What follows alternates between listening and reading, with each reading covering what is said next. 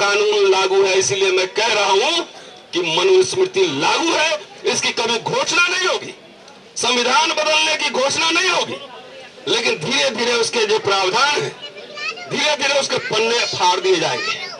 इसलिए हमारे जैसे लोग, मैं बार बार कह रहा हूं कि अपने घर से बहादुर बच्चे निकालिए। कायरों का इतिहास नहीं होता है, लड़ने वालों और बहादुरों का इतिहास होता है। जाने कितने लोग इस जातिवाद का शिकार होते रहे और खामोश रहे होंगे। मैं प्रोफेसर रितु को धन्यवाद और क्रांतिकारी सलाम करूंगा कि इन्होंने चुप रहना नहीं कबूल किया और आंदोलन खड़ा कर दिया।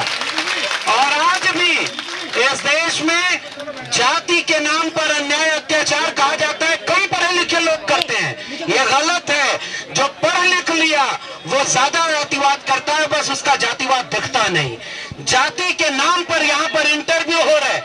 मैं इस विश्वविद्यालय में बार बार कहता हूं कि मैं भी एक ठोके पर प्रोफेसर हूं। जो प्रोफेसर रितु थी उनको पद से हटाया गया और हम लोगों के हटाए जाने की तैयारी है। इसलिए यहाँ खड़े होना प्रोफेसर रितु का साथ देना नहीं है, उस अन्याय का साथ देना है जिसकी आज शिकार ये हुई। हो सकता है अगला नंबर हमारा हो, और अगर हम सब हार गए तो फिर किसी का नंबर होगा और पता नहीं ये आंदोलन खड़ा हो पाएगा कि नहीं। इसलिए इस आंदोलन को जीत में तब्दील कराना ही अब इसका मुकाम होना चाहिए।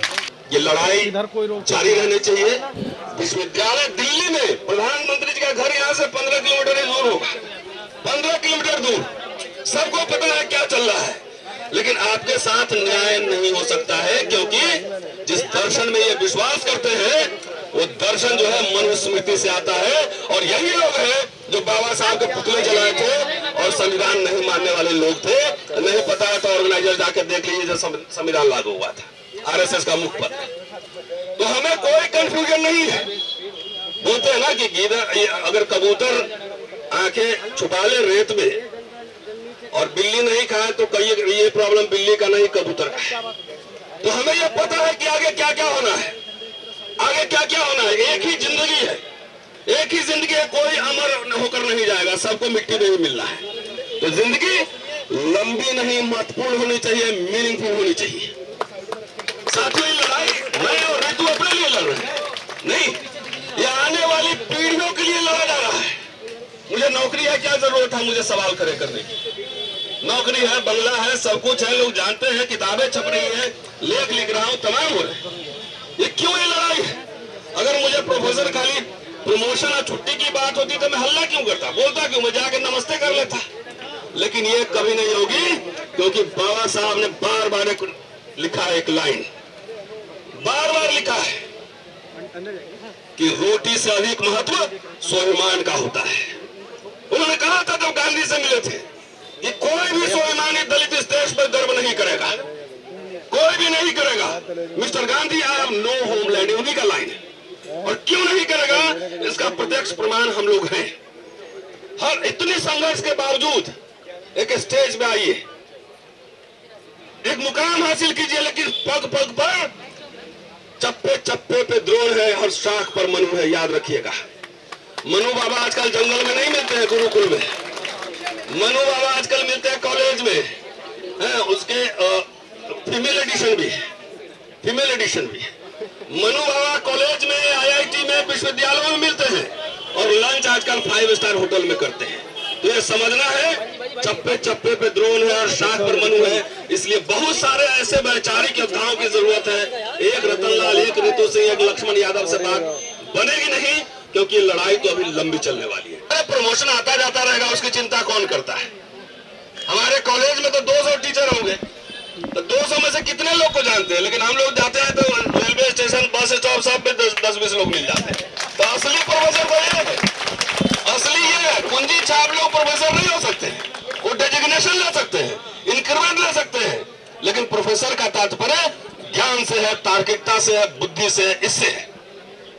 ये टिक नहीं सकते। सार्वजनिक मंच पे बहस करा लो, अगर पब्लिक में आके सिर्फ 10 मिनट बोल दे, 10 मिनट में कह रहा हूं, तो मैं मान जाऊं। और आज इस दिल्ली विश्वविद्यालय में 2-2 मिनट, 1-1 मिनट का इंटरव्यू लेकर के नौकरी दी जा रही है। जो संघ और आरएसएस की शाखाओं में दीक्षा लेके आ रहे हैं, उनको यहाँ पर कैडर की तरह भरा जा रहा है, ताकि जो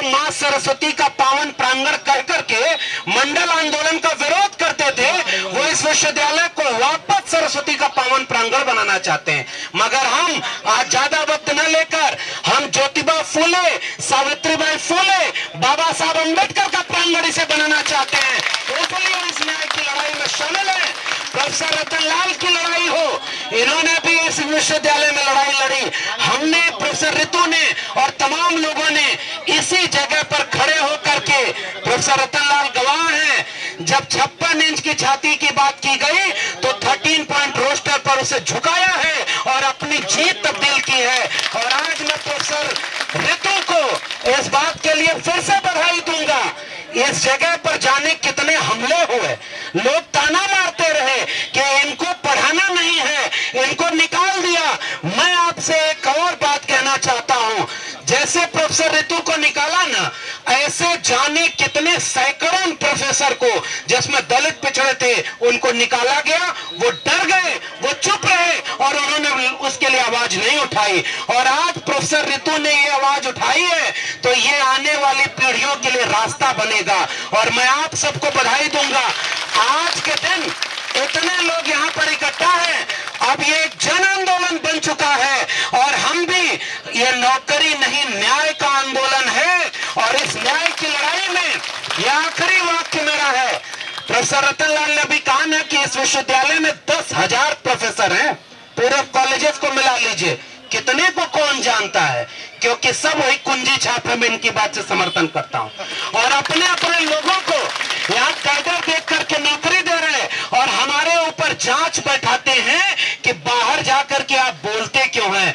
अरे प्रोफेसर, हम बाद में हैं, हमारे हाथ में कलम और किताब तब आई जब फूले अम्बेडकर पेरियार ने आंदोलन किया था और इस विश्वविद्यालय में हमें रोका जा रहा है। इसलिए मैं प्रोफेसर रितु के इस आंदोलन के साथ खड़ा हूं और आखिरी दम तक खड़े रहेंगे। एक आखिरी बात है, आंदोलन बार बार नहीं खड़े हो पाते साथियों। कोई साथी जब हिम्मत करता है, आज भी लोग नौकरी से निकाले जा रहे, एक एक मिनट का इंटरव्यू लिया जा रहा, 15-15 साल पढ़ाए हुए लोग नौकरी से निकाल दिए। आप जाके कहिए कि आंदोलन करो, वो कहेंगे नहीं आंदोलन नहीं करेंगे, डरते हैं।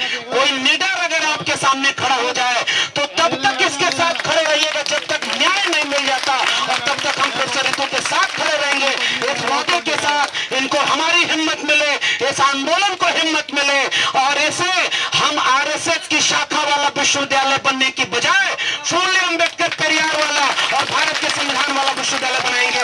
बहुत बहुत धन्यवाद। जय भीम, जय मंडल, संविधान जिंदाबाद, उल गुलाम जिंदाबाद, इनकलाब जिंदाबाद।